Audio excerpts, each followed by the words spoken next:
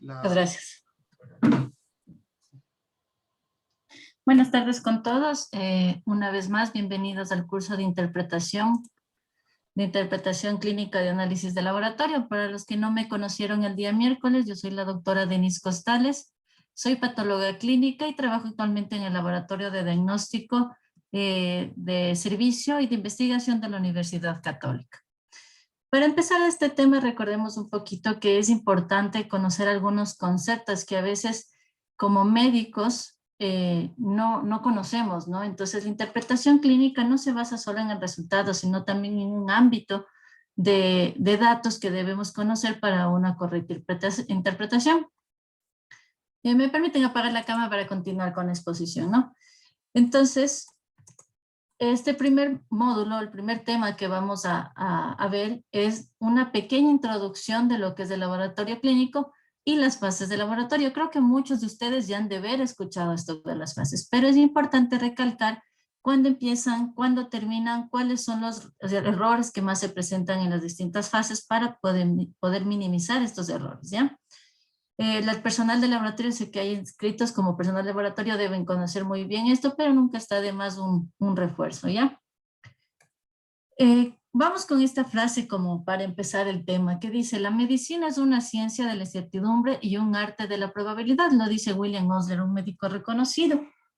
Es decir, cuando nosotros tenemos, ¿verdad?, un diagnóstico, lo importante es, ese diagnóstico es una probabilidad, y esa probabilidad debe ser confirmada o descartada. ¿Mediante qué? Técnicas de diagnóstico. Y las técnicas de diagnóstico, en las técnicas de diagnóstico se encuentran las herramientas de laboratorio.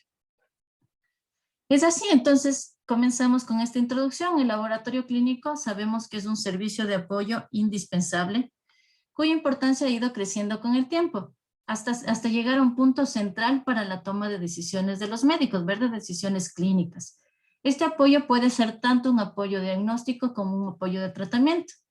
Diagnóstico sobre todo viene de la palabra griega diagnósticos, que significa día, a través, gnosis, conocimiento, es decir, que a través de un conocimiento podemos discernir, distinguir o reconocer, en este caso, patologías. Los laboratorios clínicos tienen distintas complejidades, pueden ser solo laboratorios clínicos pequeños, o sea, de primer nivel, de segundo pueden ser laboratorios especializados, pero cada laboratorio tiene un conjunto de profesionales que permiten el correcto funcionamiento y que con este correcto funcionamiento obtengamos un resultado de calidad. Es así que podemos tener en los laboratorios médicos especialistas, como patología clínica en mi caso, microbiólogos, biólogos moleculares y genéticos, médicos especialistas en inmunología, hematología. También está el personal técnico, que puede ser los bioanalistas, licenciados en laboratorio, bioquímicos clínicos, perdón, y también están microbiólogos, genetistas, etc. Entonces, como les digo, este grupo especializado de personas son las encargadas de manejar correctamente todo el proceso de laboratorio para tener un resultado de calidad. ¿Cuál es el objetivo del laboratorio clínico? En este caso que estamos hablando del laboratorio clínico, es ofrecer un resultado. ¿Y para qué nos sirve ese resultado, verdad? Es para confirmar un diagnóstico presuntivo, para descartar un diagnóstico, rectificar un diagnóstico en caso no haya estado bien el diagnóstico inicial. Establecer un diagnóstico, pero en este sentido, en una población, como un tamizaje, un screening, nos permite también guiar en seguir el tratamiento de un paciente, también ayudar a establecer un pronóstico, ¿verdad? Entonces, el objetivo del laboratorio son varios. Nos ayuda en muchas circunstancias, pero sobre todo lo que va a permitir es un manejo adecuado del paciente. A lo largo del tiempo, como ya hemos mencionado, ha habido desarrollo del laboratorio, ¿verdad? Ha habido un progreso en la automatización, ha habido un progreso en la informatización del laboratorio. Por ejemplo, hace mucho tiempo, en los años 60 más o menos, el diagnóstico de una beta-HCG, o sea, de una prueba de embarazo, era colocar la orina de una mujer embarazada en el abdomen de una rana de una especie específica, ¿no? Y a partir de las 48 horas, si esta ranita comenzaba a producir huevos, no me acuerdo la palabra exacta en veterinaria, pero si comenzaba a producir los huevos, quería decir que la mujer estaba embarazada. Imagínense, entonces anteriormente teníamos que esperar 48 horas para un diagnóstico de embarazo. Ahora, en cambio, nosotros tenemos ya equipos automatizados, incluso tirillas caseras, ¿verdad? De embarazo de beta-HCG, que podemos saber si estamos embarazadas o no en 10 minutos. Entonces, miren la evolución, esto con un simple ejemplo podemos ver cómo ha evolucionado el laboratorio clínico. No podemos olvidarnos que esta evolución lo que permite es que mejoremos en la calidad del resultado. Esta calidad de resultado tiene un gran impacto. Más o menos se estima que el 70 al 80% de las asociaciones clínicas están basadas en resultados de laboratorio. Ahí por qué tenemos que tener resultados de calidad, o sea, precisos y exactos. La mayor o menor eficiencia del laboratorio clínico no debe medirse solamente en términos de calidad del resultado que se le está dando al médico, sino también que debe verse cómo se utiliza ese resultado, o sea, la utilización de ese dato consecuentemente a lo que tiene el paciente. Es por eso que el médico, si quiere realmente utilizar eficazmente un resultado de laboratorio, no tiene que solo dirigirse a lo que es el conocimiento de ese resultado, sino realmente tiene que conocer todo la lógica operativa que va detrás de ese resultado, o sea, toda la lógica operativa de un laboratorio clínico. Entonces, para sacar un óptimo aprovechamiento de este laboratorio clínico, es conveniente que saber específicamente qué se está buscando. Recordemos que ahora actualmente tenemos una gama, un sinnúmero de exámenes de laboratorio que nos pueden ayudar para un diagnóstico, pero hay que saber qué examen sirve y para qué patología, ¿no? Conocer el laboratorio al que se solicitan los estudios. Como les expliqué, tenemos laboratorios de varias complejidades, entonces tenemos que saber en ese laboratorio si se realiza o no cierto análisis que necesitamos, saber qué exámenes dispone. Esto sobre todo, por ejemplo, los médicos que están en medicatura rural, cuando están alejados de las ciudades principales. ¿Qué pasa? Generalmente hay laboratorios pequeños que tienen poca gama una poca cartera de servicios de laboratorio. Entonces es importante conocer, acercarse al laboratorio, tener esa comunicación y saber qué exámenes solicita para yo más o menos poder enfocarme inicialmente en el diagnóstico de mi paciente. Conocer los lineamientos de colección y transporte de las muestras, conocer los límites de referencia, conocer las limitaciones de las pruebas y prestar atención a los resultados. Obviamente, un conjunto es tener claro el panorama de lo que es el laboratorio. Por eso en esta diapositiva yo les he puesto ¿qué es el laboratorio? Básicamente el laboratorio o el proceso del laboratorio en las siglas en inglés que se conoce como TTP, es el Total Testing Process, que es el total del proceso de laboratorio. Es un ciclo de actividades secuenciales, ordenadas, que permiten que a partir de un insumo de inicio, que sería la solicitud del paciente, termine en un insumo de salida, que es el resultado, y que le va a llegar al mismo médico, que le va a llegar al médico para que haga su interpretación. Por eso, brain to brain, turn around time, que quiere decir un ciclo, alrededor de un ciclo, en un tiempo determinado, porque ese tiempo tiene que estar especificado y tiene que ser rápido para beneficio del paciente. En un ciclo de un tiempo determinado, va a tener la conexión del médico hacia el médico, porque el médico es el que prescribe la solicitud de laboratorio y el médico es el que interpreta ese resultado. Entonces, este Total Testing Process, TTP, tiene tres fases, que es la fase preanalítica, la fase analítica y la fase posanalítica. En el caso de la fase preanalítica tenemos tanto la fase preanalítica como posanalítica. Aquí están inmiscuidos más personal que el de laboratorio. En la fase analítica solo está el personal de laboratorio, pero en estas dos fases se involucran otro personal, pueden ser las enfermeras, pueden ser internos rotativos, bueno, todas las personas que están dentro de estas fases tienen que saber cómo se puede obtener, por ejemplo, en la fase preanalítica, una muestra de calidad, ¿verdad? En la fase posanalítica, un resultado que permite una adecuada interpretación. Entonces, como ya les dije, este Total Testing Process tiene tres fases. La fase preanalítica, que su objetivo principal es la obtención de una muestra biológica de calidad analítica, o sea, que se pueda medir y que esa medición sea la correcta. La fase analítica, que es aplicar un método para obtener un resultado de la obtención de la muestra que tuvimos en la fase preanalítica. Esto siempre bajo sistemas de calidad que disminuyan o que mejoren el resultado, que sea preciso y confiable. Y la fase posanalítica, en cambio, que es la que permite tener un resultado para la interpretación. Entonces vamos a este rato a describir un poco lo que son las fases de laboratorio, comenzando por la fase preanalítica. En este sentido yo les voy a dar como un poquito más, voy a andar un poquito más en la fase preanalítica porque es una de las fases, es de las fases donde más se presentan los errores de laboratorio, como después ya les voy a señalar. En esta fase, como ya les dije, se involucran personas fuera del laboratorio. Entonces, en esta fase es donde tenemos que nosotros como personal del laboratorio involucrarles un poco más, hacerles conocer qué implica, por ejemplo, el tomar una muestra, qué implica seleccionar una muestra adecuada, para que todo eso confluya y tengamos un resultado adecuado. Entonces, la fase preanalítica abarca todos los procedimientos antes de que la muestra sea analizada. Estos procedimientos incluyen lo que es la realización de la solicitud del examen, la selección del examen adecuado, la preparación del paciente, selección y la toma de la muestra y el transporte oportuno de la muestra, transporte adecuado también, ¿no? Hablando de la solicitud del examen, si nosotros ya escogimos o seleccionamos el examen adecuado para nuestro paciente, tenemos que realizar una solicitud. Aunque nos parezca que esto es como ya conocemos todos cómo se hace una solicitud de examen, les aseguro que tenemos un gran número de errores en la solicitud.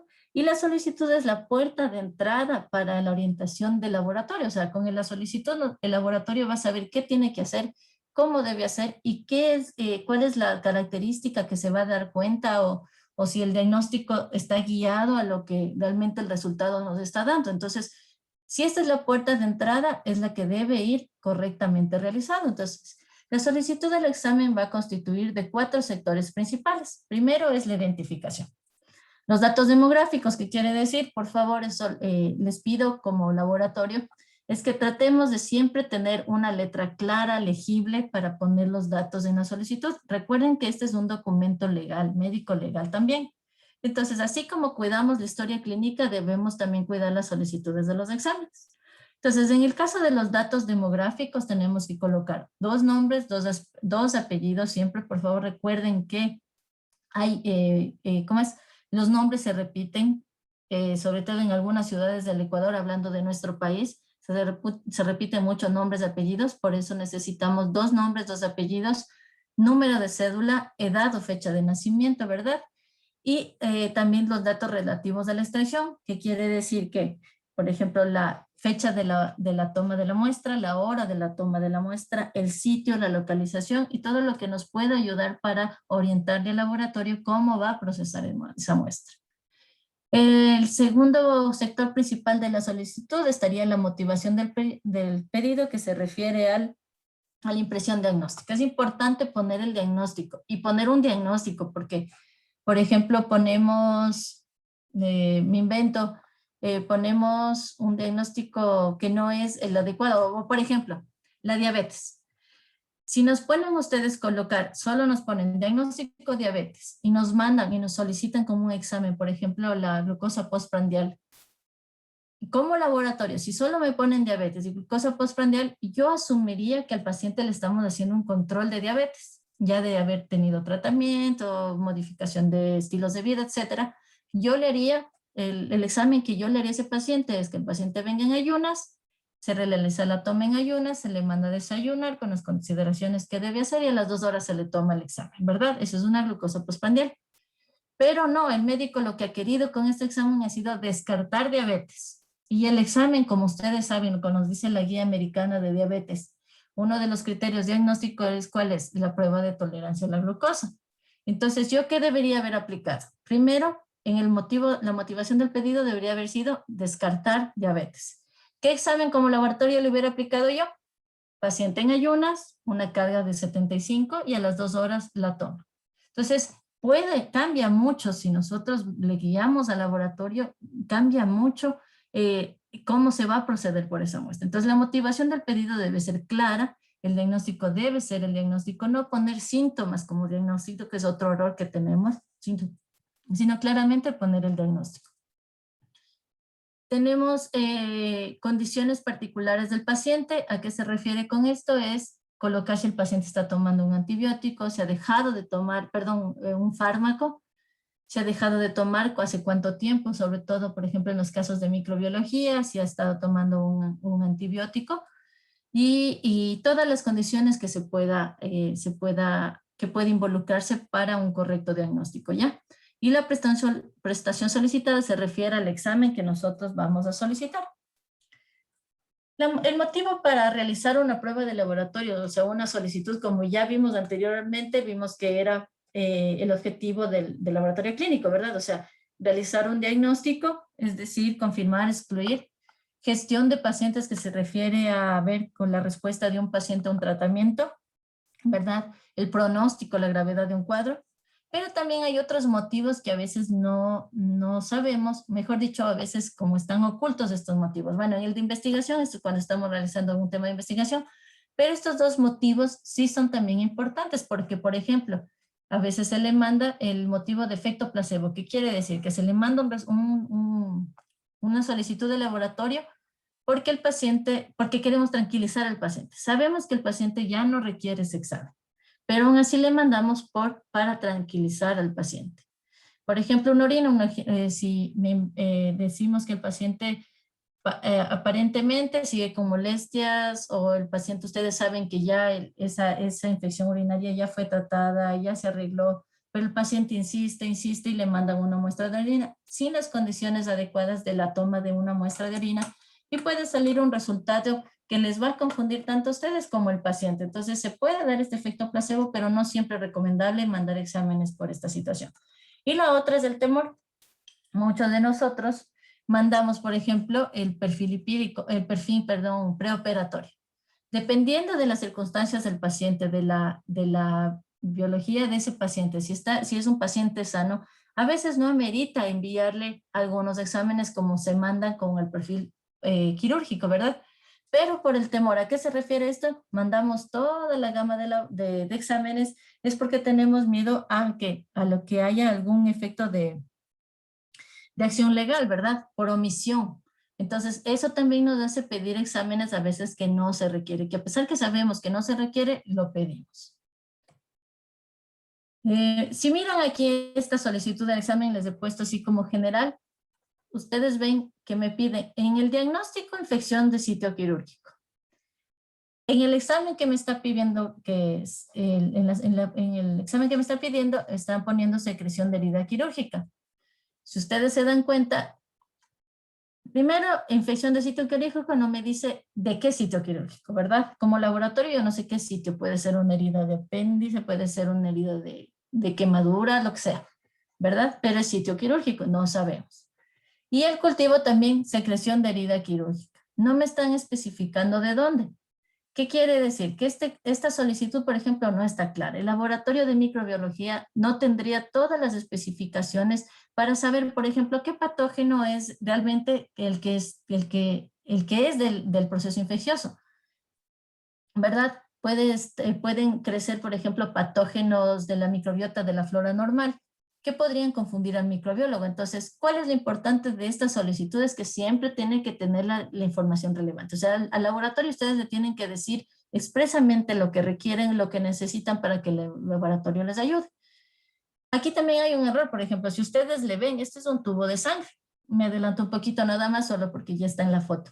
Miren, este es un tubo de sangre, un tubo amarillo, con un gel separador. ¿Dónde está el error? Que al hisopo de la secreción le colocan en un gel separador y no en un medio Stewart que sería de laboratorio. Estas cosas son muy comunes que nos lleguen a los laboratorios. A pesar de que parece que sí se conocen, hay un gran margen de error en estas cosas sencillas, pero sencillas que alteran realmente. En este caso, nosotros no se podría realizar el estudio microbiológico porque está una muestra mal tomada, mal recogida, ¿verdad? De los datos que incluye la preanalítica, mejor dicho, de las etapas que incluye la preanalítica es de la preparación del paciente. En el caso de la preparación del paciente, este es un punto también crítico. Generalmente, ¿cuál es la indicación general que se da a los pacientes? Es el ayuno. Obviamente va a depender del analito que se vaya a medir, pero la mayoría de analitos puede tener variabilidad si no cumplen con el ayuno. El ayuno debe ser al menos de 12 horas para evitar que haya interferencias. ¿Esto por qué? Porque generalmente si uno come una comida grasa, hay presencia de triglicéridos hasta 9 horas después de haber ingerido esa comida. Entonces, uno de los factores más importantes de que sean 12 horas de ayuno es por esto de los triglicéridos. Además, que hay variabilidad en muchos analitos que son, que pueden variar su dato o su resultado por no tener este ayuno necesario. Si vemos en esta diapositiva, yo les he puesto un ejemplo, un estudio en el cual se vio la variabilidad de algunos analitos después de la ingesta de 4 horas antes de la extracción de la toma de la muestra, o sea, solo pasaron 4 horas. Las barras negras nos van a indicar que es una variación superior a la variabilidad biológica deseable, eso quiere decir que está sobrepasando a lo normal de esa variabilidad. En cambio, las barras grises es inferior a lo deseable. Si ustedes ven, estamos aquí hablando de casi 10 analitos, los 9 se alteran, tanto se incrementan o pueden disminuir solo por el ayuno. Entonces, la preparación del paciente es algo muy importante y donde más se olvidan los médicos de decirles las indicaciones es justamente en la preparación del paciente. Varios estudios también han demostrado que las posturas también también deben ser estandarizadas al momento de la venopunción o de la toma de muestra de sangre. ¿Por qué? Porque pueden existir notables diferencias en el momento que se realizan los analitos, sobre todo de cuál, en los parámetros hematológicos, en los parámetros bioquímicos. Como saben ustedes, el volumen plasmático va a depender de la dinámica de la presión gravitacional y también de la presión hidrostática, ¿verdad? El momento que hay un cambio de postura, lo que se produce es cambios de presión. Entonces, este cambio de presión lo que va a producir es un aumento de la presión capilar y va a permitir que exista un ultrafiltrado o sea, quiere decir que va a salir el plasma del espacio vascular al intersticial. Si ustedes ven en esta gráfica, se ve una estimación de los cambios desde el paciente que está acostado hasta estar en posición de pie. Miren cómo van los cambios del volumen plasmático. Si hay estos cambios de volumen plasmático, es obvio que va a haber alteración en la medición de los analitos. ¿Cuál es la recomendación general en el caso de la postura? Es que un paciente que se vaya a realizar una toma de muestra sanguínea al menos tiene que reposar en la posición que se le va a tomar la muestra al menos 15 minutos. En el caso de la actividad física, también es otra actividad que puede causar variables, ¿no? Que puede cambiar alteraciones en los resultados que les vamos a entregar. La indicación general, ¿cuál es? Es que no haga actividad física al menos 24 horas antes del examen, o al menos actividad inusual. No voy a ir a correr una maratón antes de un examen de sangre, ¿no? ¿Qué puede producir? Puede haber alteración de los analitos, ya sea por liberación directa del músculo, liberación de biomarcadores o de proteínas de fase aguda, o también puede haber alteraciones por hemoconcentración. Eso como manera general de la preparación del paciente. Recordemos que hay varios analitos que tienen sus preparaciones específicas. Por ejemplo, en el caso de la sangre oculta en heces, nosotros tenemos que darle una indicación especial al paciente de que no puede consumir carnes rojas, ¿verdad? 3 días antes, o por lo menos de 3 a 5 días antes de realizarse ese examen, porque podría haber un falso positivo.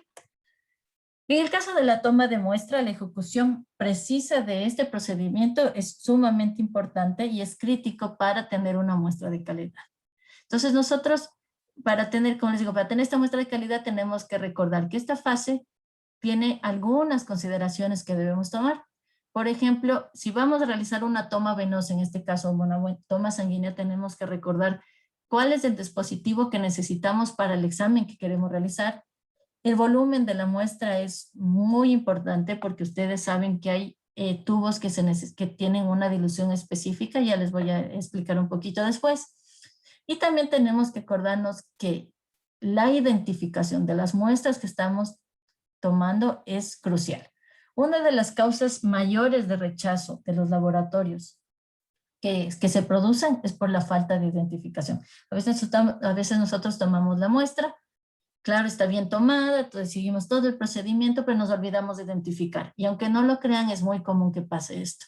Llega al laboratorio sin datos del paciente y es obvio que no se puede recibir una muestra porque ¿qué pasaría si estamos analizando la muestra de un paciente y ha sido del otro? Entonces, obviamente, la identificación es crucial en esto de la muestra, en la calidad de la muestra. Entonces, si ustedes desean un resultado de calidad y yo quiero como laboratorio emitir un resultado de calidad, tenemos que tener calidad en la muestra que estamos tomando. Entonces, ¿qué consideraciones vamos a tomar en esta toma de muestra? Primero, como ya les dije, es crucial que se haga secuencial y que se haga ordenado este procedimiento de toma de muestra. En este caso les he puesto un ejemplo de toma de muestra venosa. Hay más procedimientos de toma de muestra, puede ser gasometría arterial, puede ser toma capilar, ¿verdad? Puede ser tomas microbiológicas. En este caso, solo el ejemplo que yo les he puesto es para que ustedes vean que siempre hay una secuencia a seguir de las tomas de muestras.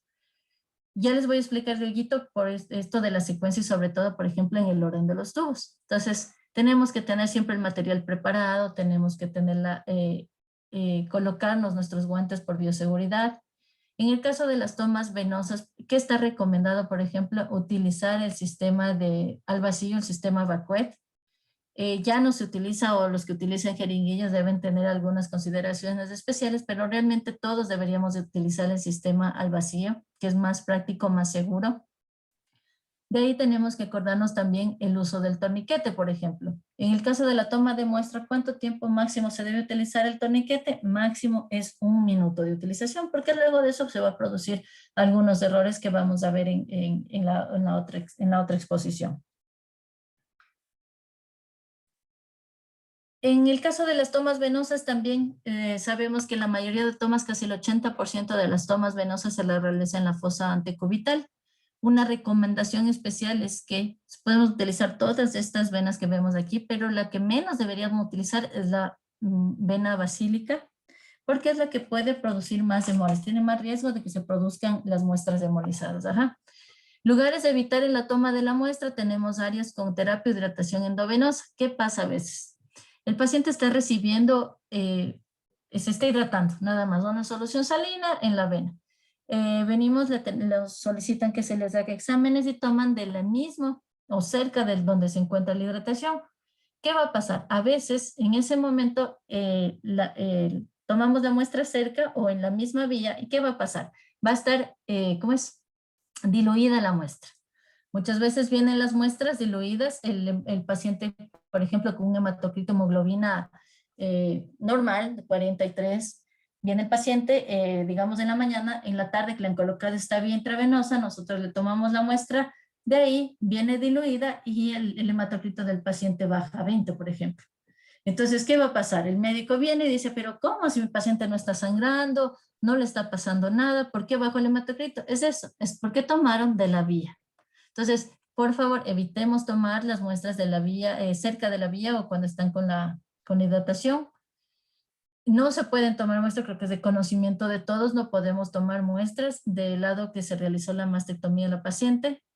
Evitar áreas de hematoma porque podría causarnos hemólisis en la muestra. Las fístulas arteriovenosas tampoco se pueden topar para realizar las venopunciones y las venas con signos de trombosis.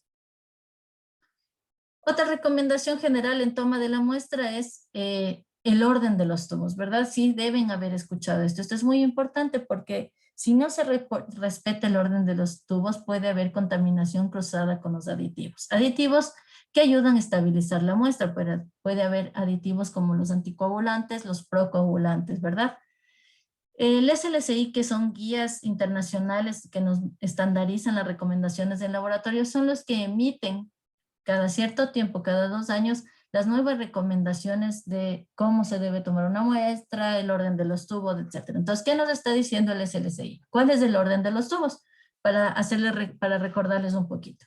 Si tenemos que tomar hemocultivos, que sí se puede tomar con sistema Vacuet, entonces es el primer tubo para tomar, el hemocultivo. Luego viene de los más comunes, viene el citratado, el tubo para la coagulación. Luego viene el tubo para suero, o sea, el tubo de tapa roja o tapa amarilla, dependiendo de cuál tengan ustedes.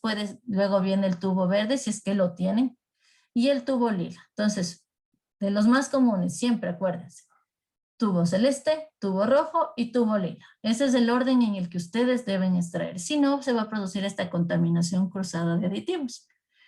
Una vez que ustedes ya hayan tomado la muestra en este orden, ¿verdad? ¿qué tenemos que hacer? Las inversiones. Como ustedes ven en el gráfico, son inversiones de 180 grados completos. ¿Cuántas inversiones vamos a tener? Debemos realizar, va a depender del tubo que tengamos o que estamos tomando la muestra. En el caso del tubo celeste que utilizamos como aditivo el citrato de sodio, que es un anticoagulante, vamos a tener que hacer inversiones de 3 a 4 veces. En el caso del tubo rojo o el amarillo, en cambio, ¿qué tiene? Perdón, en el caso del tubo rojo, que sería el que más común, si tiene más común, va a tener lo que se conoce el aditivo, es como activador de coagulación. O sea, nos ayuda a que se forme coágulo rápido. Entonces, las inversiones van a ser de 8 a 10 veces. Y el tubo lila es que el que tiene letra, ¿verdad? El que nos ayuda para las pruebas de hematología, que se realiza una inversión de 8 a 10 veces. ¿Cómo nos vamos a acordar esto? Yo les voy a dar una ayuda, porque a veces sí es como, o sea, acordarse de cuántas veces cada tubo es complicado, pero para que ustedes recuerden. Si ustedes recuerdan cómo son los tubos celeste, el rojo y el lila, cómo están los anticoagulantes, van a tener ahí una lógica de cuántas inversiones van a realizar. Entonces, en el caso del tubo lila, me adelanto un poquito, el anticoagulante lo van a tener pegado en las paredes, ¿verdad? Se ve como un tubo sucio. Lo mismo le pasa al tubo amarillo cuando tiene procoagulante. Aquí tiene pegado en las paredes, parecen sucios, pero ese es el aditivo, o el procoagulante o el anticoagulante. En cambio, en el tubo celeste, el anticoagulante, ¿cómo está? Una cantidad exacta líquida del anticoagulante. Entonces, para saber cuántas inversiones voy a realizar yo, en los que tienen los aditivos que están pegados a la pared, quiere decir que necesito hacer más inversiones, ¿verdad? Para que se mezcle la sangre con el aditivo. En cambio, en el caso del que tiene el aditivo que es líquido, tendré que hacer menos inversiones para que se mezcle con la sangre. Entonces, los que tienen los aditivos pegados a la pared, que es el tubo rojo y el tubo lila, haremos de 8 a 10 inversiones. Y el que tiene el anticoagulante líquido, que se va a mezclar más rápido con la sangre, tenemos que hacer menos inversiones, que puede ser de 3 a 4 veces. ¿Ya? En el caso de los tubos, solo les voy a hablar de los 3 principales. De ahí tenemos un sinnúmero de tubos, pero creo que son los que más utilizamos, ¿verdad? Entonces, el tubo lila tiene un anticoagulante que se conoce como ETA y se utiliza para las pruebas de hematología clínica, las pruebas, por ejemplo, de grupo sanguíneo. También tenemos las pruebas cruzadas, que son. Este anticoagulante, ¿cómo funciona? Es un quelante del calcio y va a permitir inhibir las reacciones enzimáticas de la cascada de coagulación. Es decir, no permite que haya la conversión entre la protrombina y la trombina y también la conversión del fibrinógeno en fibrina, que son necesarias para formar el coágulo, ¿verdad? ¿Cuál es la característica de este anticoagulante? Es que ayuda a la protección integral de las células. Aquí quiere decir que mantiene la morfología. Por eso es que se lo utiliza para hematología clínica. Un dato importante que ustedes deben recordar de este tubo es que da estabilidad máximo de 48 horas a la muestra. Y eso solo para la medición del hematocrito. Pasadas las 24 horas, el ETA tiene una característica hipertónica. ¿Qué va a producir? Va a hacer que los glóbulos rojos comiencen a agrandarse, que quiere decir que sus índices hematométricos se van a alterar, sobre todo el volumen corpuscular medio. Entonces, una muestra para biometría hemática que se utiliza con tubo lila máximo puede durar 24 horas. Y si queremos hacer un frotis sanguíneo, máximo debemos hacerlo a las 2 o 3 horas para conservar completamente la morfología hemática, máximo 2 a 3 horas de haber tomado la muestra. Entonces, este tubo no es que yo puedo tomarle la muestra hoy y mañana le analizo. No, se debe analizar el mismo día.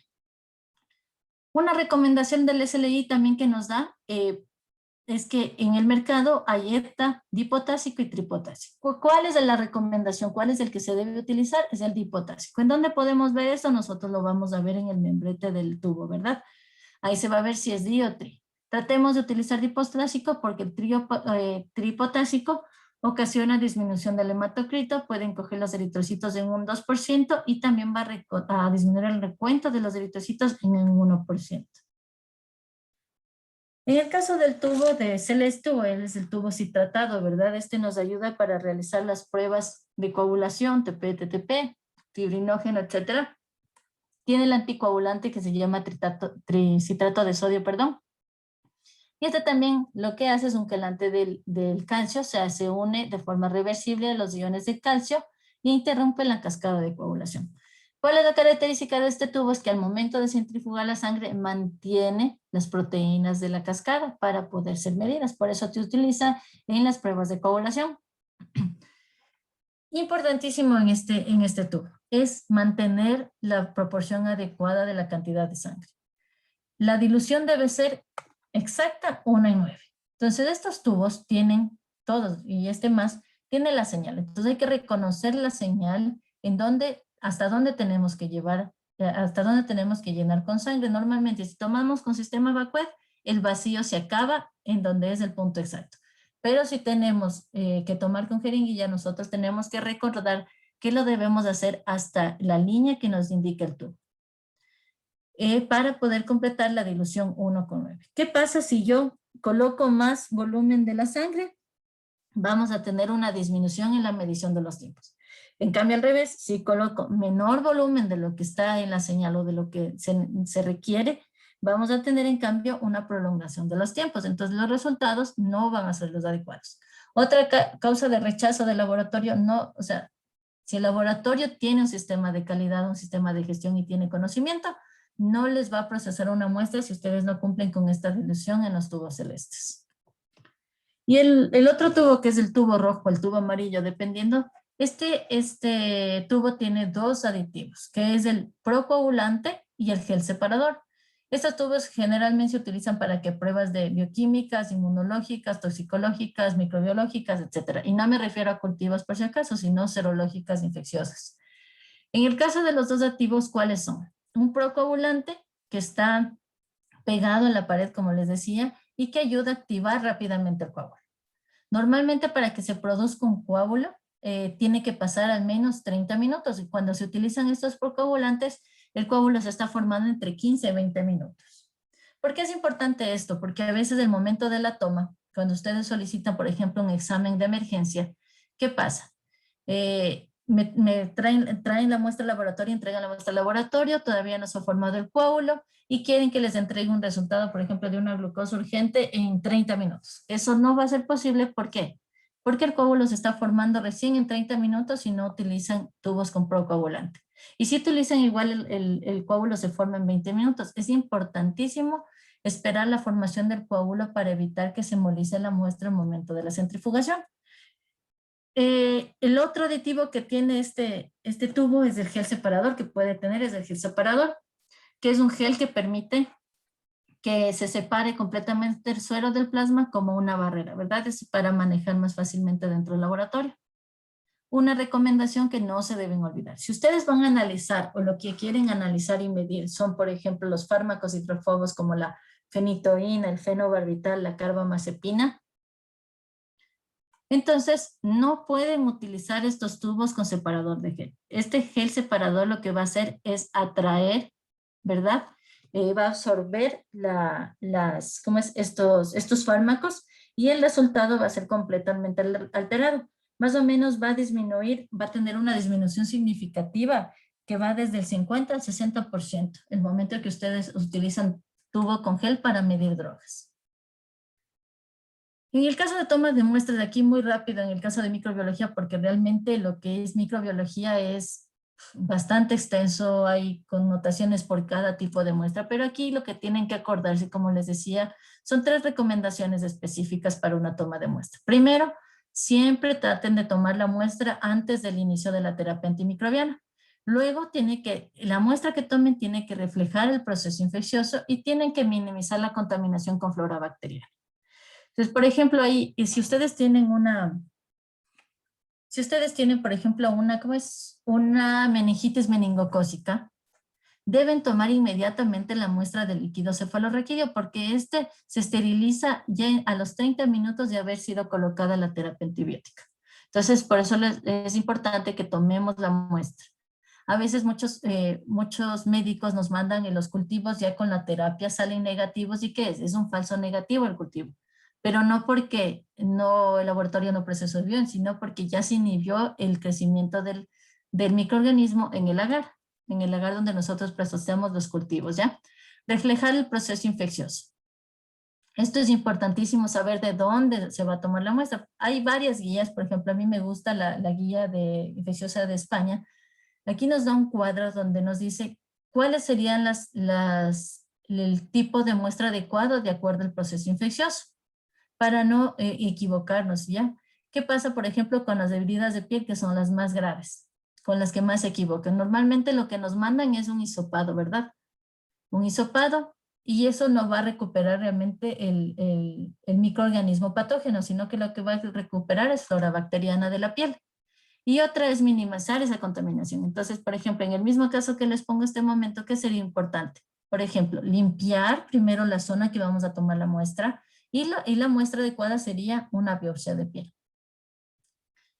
Lo mismo, para hacerles un ejemplo nada más, en lo que es la toma de muestra y el volumen sanguíneo en los hemocultivos. Como ustedes saben, es importantísimo la cantidad de sangre que se tome y el número de frascos que se tomen de hemocultivos para poder tener eficaz o que sea eficaz este método diagnóstico, ¿ya? Primero tenemos que acordarnos solo como un ejemplo y de manera rápida, que siempre necesitamos tomar a un paciente un set. ¿Qué significa un set de hemocultivos? Consiste en todas las botellas recogidas en una sola toma. Pueden ser 2, 3, 4, dependiendo del proceso infeccioso que estemos investigando. Generalmente en la endocarditis se utilizan mucho más frascos para ver el proceso. En el caso, por ejemplo, de una bacteriemia normal, lo mínimo que se debe recolectar son 2 botellas, lo mínimo. Una que sea con frasco para recolección de bacterias anaerobias y la otra para frasco para botellas aerobias.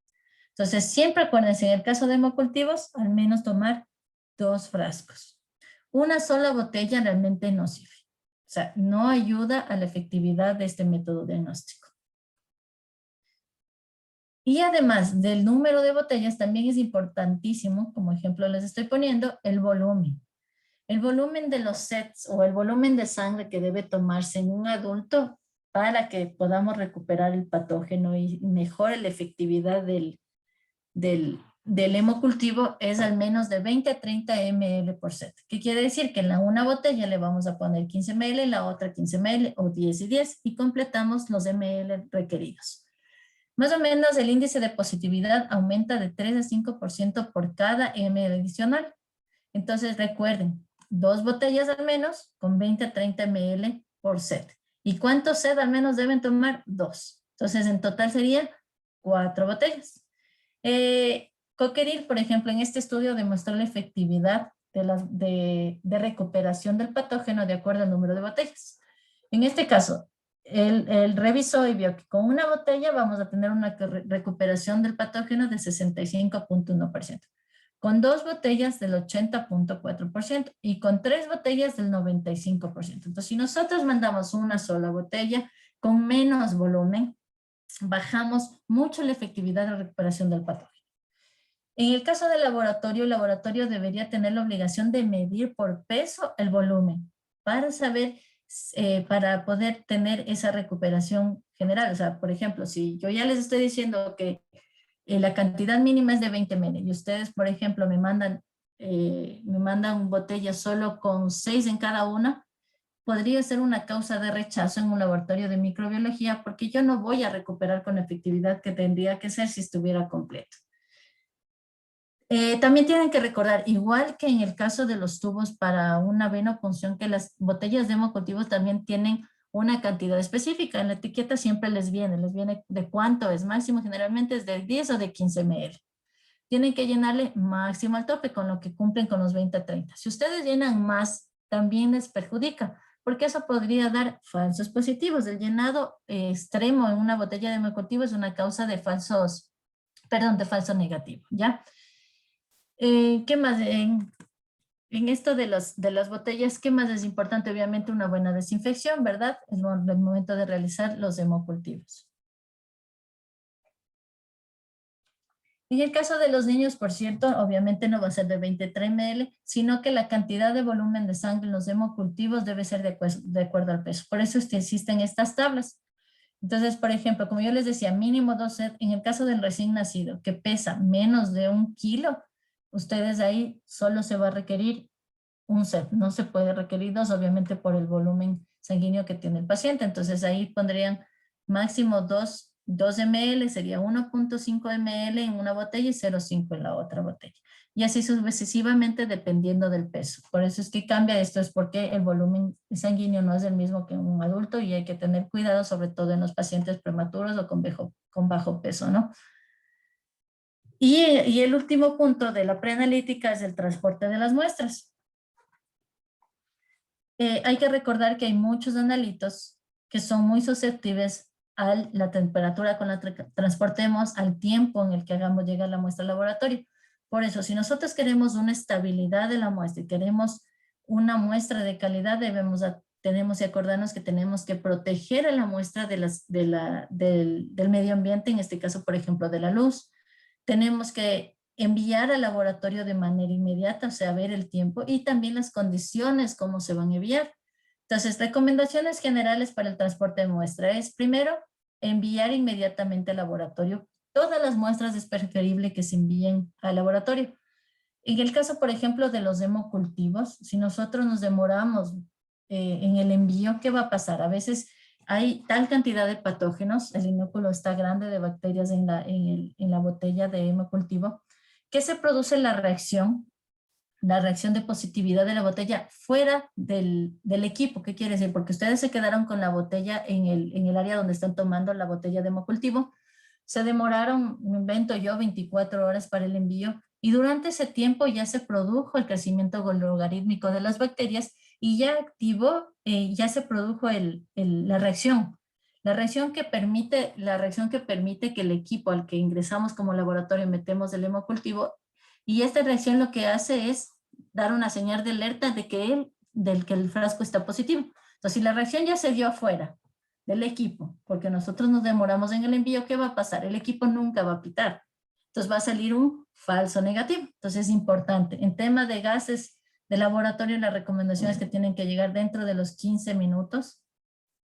Está también la temperatura con la que vamos a enviar las muestras. Sumamente importante saber qué muestra lo que estamos enviando es susceptible o no a cambios de acuerdo a la temperatura. Por ejemplo, recomendación si vamos a hacer estudios bacteriológicos de líquido cefalorraquídeo, debe ser enviada inmediatamente a temperatura ambiente, lo mismo los frascos que los hemocultivos. Otro ejemplo, en el caso del tiempo, las células en el líquido cefalorraquídeo se desintegran muy rápido, entonces tienen que enviarlo inmediatamente para su análisis. A diferencia, por ejemplo, en el caso de la temperatura, que para estudios bacterianos del líquido cefalorraquídeo se requiere temperatura ambiente, si vamos a hacer estudios moleculares o virales de líquido, ahí en cambio debería enviarse por refrigeración. Entonces, muy importante, como les digo, es la comunicación con el laboratorio. El laboratorio les va a poder decir, les va a poder indicar cómo enviar la muestra, cómo tomar la muestra, etcétera, para evitar estos daños, ¿verdad? Tememos también que evita la turbulencia en el transporte, por eso debe ser enviada la muestra en cooler específicos con gradillas donde la muestra vaya en posición vertical y no botados, sino en posición horizontal. Porque, por ejemplo, uno de los marcadores, un buen marcador para ver si ha habido turbulencias del LDH. ¿Ya? Porque lo que va a ver es que se libera rápidamente de los glóbulos rojos que han sufrido el transporte traumatizado, o sea, que quiere decir que hubo mucha turbulencia, ¿ya? Entonces el LDH se libera y va a dar resultados incrementados falsamente, ¿verdad? Porque es por la turbulencia que produjo una hemólisis en los eritrocitos. Y también mantener las condiciones adecuadas. Generalmente el cooler tiene que venir a una temperatura, ¿verdad? Dependiendo del analita, temperatura refrigerada o temperatura ambiente, pero también tienen que tener consideraciones, por ejemplo, en el caso de la determinación de las bilirrubinas. Las bilirrubinas generalmente se degradan con la luz. Entonces, ¿qué va a pasar si se degradan con la luz? Va a bajar o va a disminuir la medición normal o el valor real que tenían esas bilirrubinas. Entonces, por ejemplo, vamos a medir bilirrubinas en el caso, sobre todo de los neonatos, ¿qué tenemos que hacer? El tubo tiene que venir cubierto de la luz. Entonces, estas recomendaciones, enviar inmediatamente revisar la temperatura con la que tiene que ser transportada la muestra, evitar la turbulencia, quiere decir un cooler adecuado, y mantener las condiciones adecuadas son importantísimas para el transporte de muestra en el laboratorio. Esto como resumen de una fase preanalítica, ¿verdad? En el caso de la fase analítica, esta es ya solo involucra al personal del laboratorio o al laboratorio. Lo importante de la fase analítica es que nosotros como laboratorio tengamos un control de lo que estamos haciendo. Por eso es que hay sistemas de control de calidad, ¿verdad? Hay sistemas que permiten la calibración de los sistemas de medida para dar resultados adecuados. Hay procesos de medición en todo sentido, tanto del proceso de medición de la muestra como tal, sino también de los reactivos, por ejemplo, de los otros equipos adicionales, centrífugas, refrigeradoras. ¿Para qué? Para obtener resultados de calidad. Entonces, nosotros lo que buscamos con la fase analítica del laboratorio y la implementación de sistemas de gestión de calidad es que haya resultados exactos y precisos. Estas terminologías ustedes lo van a ver después el día miércoles con el doctor Pérez en el caso de la variabilidad analítica, ¿ya? Por eso no me involucro mucho, sino que ustedes deben que saber que la fase analítica está ya dirigida solo al laboratorio y que comienza desde que estamos preparando la muestra hasta que obtenemos un resultado.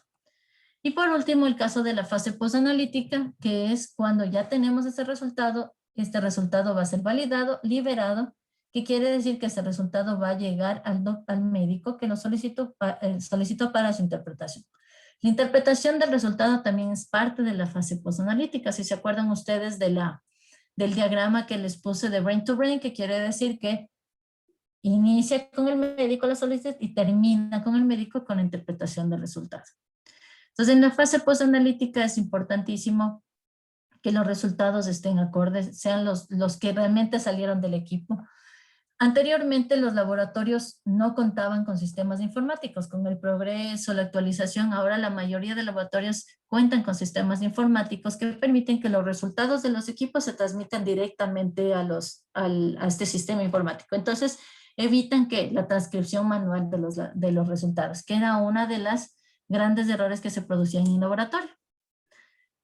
Luego, obviamente, con este resultado, que debe ser, como ya les he repetido en varias ocasiones y me verán decir por todas estas charlas, es que el resultado de calidad debe ser oportuno en un tiempo adecuado, tiene que ser preciso para que esa interpretación del médico sea la adecuada. Una parte importantísima de la fase postanalítica que depende del laboratorio es la información de los valores críticos. Los valores críticos son valores del laboratorio o resultados del laboratorio que constituyen una amenaza para la vida del paciente. Entonces, por ejemplo, valores elevados de glucosa, una troponina positiva, etcétera, que deben ser apenas el resultado esté validado y comprobado que ese resultado es real, tiene que ser informado de manera inmediata y personal al médico. ¿Qué quiere decir personal? O sea, tiene que haber la retroalimentación de que le llegó el resultado y que el médico entendió ese resultado. Eso es una de las partes más críticas que tiene el laboratorio dentro de la fase postanalítica. Es una correcta y adecuada información de los valores críticos.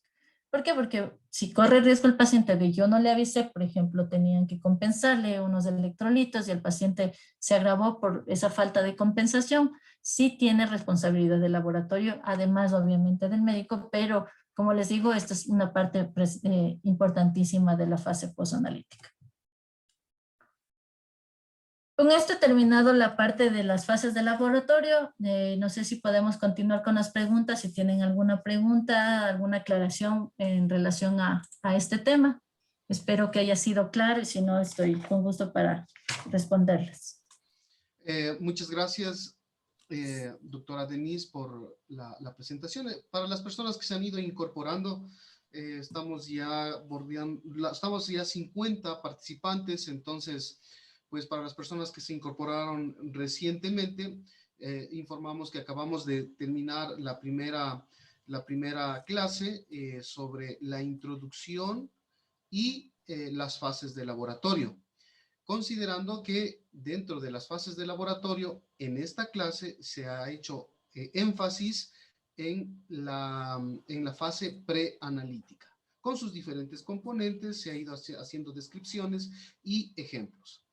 En ese contexto, entonces, pues hemos solicitado que las personas, conforme vayan teniendo preguntas para hacer aclaraciones, para que la doctora Denise nos realice las especificaciones de ser el caso, pues vamos a proceder a dar la lectura de preguntas para que la doctora vaya una a una respondiéndolas.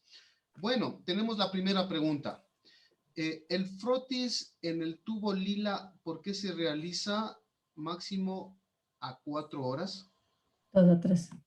De 2 a 3 horas. El frotis se tiene que realizar, como les decía, es por la estabilidad morfológica. O sea, el ETA nos ayuda a estabilizar, sí, pero para garantizar una morfología, si queremos observar una morfología bien realizada, las estandarizaciones de los laboratorios que nos dicen que tiene que ser dentro de las 2 a 3 horas. Con eso garantizamos que el frotis y la morfología que vamos a observar sea la adecuada. Muchas gracias. Les voy a solicitar que nos hagan una retroalimentación en el sentido de que si la pregunta, la respuesta ha satisfecho sus necesidades de información, si no, volvemos un poco a hablar al respecto. Vamos por la siguiente. A pesar de, ¿a qué se refiere con ayuno? ¿Qué tipos de alimentos se deben evitar? ¿Qué analitos se ven afectados? El tipo de ayuno debe ser de 12 horas porque hay pacientes que por su diagnóstico o situación deben tener alimentación continua. Bueno, debe ser casos específicos, pero realmente el ayuno, sobre todo, por ejemplo, en las pruebas químicas de la glucosa, me refiero, debe ser un ayuno de 12 horas. Hay alimentos, por ejemplo, que me acuerdo en este momento, por ejemplo, la piña va a alterar, por ejemplo, la serotonina. Como les decía también, por ejemplo, las carnes rojas, las carnes rojas también tienen que evitar 3 días de comidas, en este caso de alimentos. Las proteínas también se pueden alterar con el tipo de alimentación. Entonces, es en general, yo les digo en parámetro general que sea al menos 12 horas. De ahí, cada analito puede tener una especificación, cada uno. Como saben, hay un montón de analitos de exámenes que tenemos en la gama de laboratorio, pero como general 12 horas. Sobre todo también para cuantificación de triglicéridos, que ya les dije, cuantificación de glucosa, el ayuno debería ser de 12 horas. David está agradeciendo la respuesta que formuló la primera pregunta. Vamos a la siguiente. Para el transporte de muestras de secreción vaginal, ¿qué tubo se debe usar? O sea, todo depende de qué examen vas a realizar. En el caso de la secreción vaginal, si es un fresco 1 gramo, por ejemplo, deberías hacer 2 tomas. La toma que se realiza con solución salina, en un tubo estéril con solución salina, le colocarías el primer hisopo y le harías en otra placa el frotis para el gramo. Si es cultivo, deberías tomarle en un cultivo en un medio Stewart, por ejemplo, con el hisopo del ginato de calcio, puede ser el de Dacron, no hay problema en ese sentido, si es para cultivo de secreción vaginal, y en el medio Stewart, como era en la foto que les indiqué, no sé, no está en esta foto, ya les voy a indicar después cuál es el medio Stewart para que ustedes vean claramente, pero todo depende del examen que se va a realizar. Ok, muchas gracias. Vamos con la siguiente. ¿Qué diferencia hay entre ayuno de 8 horas y el de 12 horas? O sea, la diferencia más que nada, como les decía, ya se ha visto que antes se decía el parámetro de 8 a 12 horas. ¿Por qué 12 horas? Es porque ahora se ha comprobado que la cantidad de kilimicrones o triglicéridos en la sangre después de una ingesta permanece hasta 9 horas. Entonces se pone las 12 horas es para evitar que haya esta interferencia con los triglicéridos más que nada.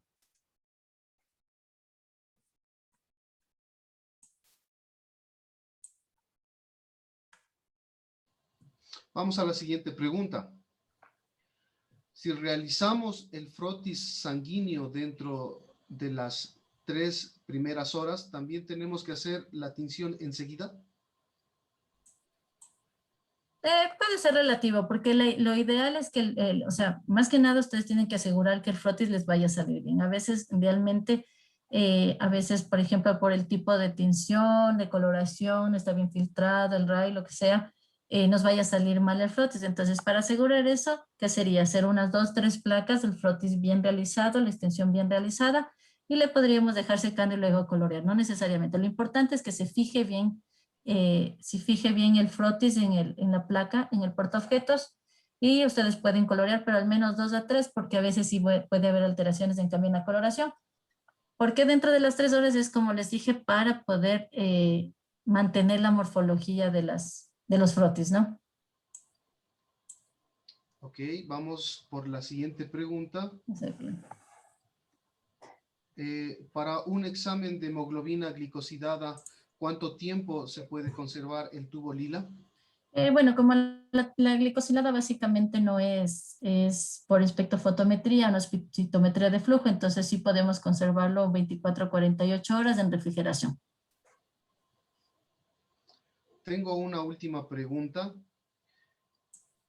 En el ayuno demasiado prolongado, más de 12 horas, ¿qué analitos son los más afectados? Las proteínas y la urea, cuando hay ayunos prolongados, sobre todo la urea.